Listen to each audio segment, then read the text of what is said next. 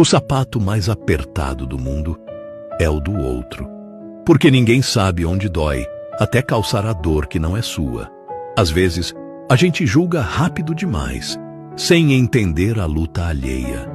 Cada pessoa carrega um peso escondido no silêncio. Tem gente sorrindo por fora e segurando pelo mundo por dentro. Por isso, fale com mais calma, escute com mais paciência. A vida fica mais leve quando a gente escolhe compreender. Não é fraqueza, é humanidade. Antes de criticar, lembre que você também tropeça e que um gesto pequeno pode salvar o dia de alguém.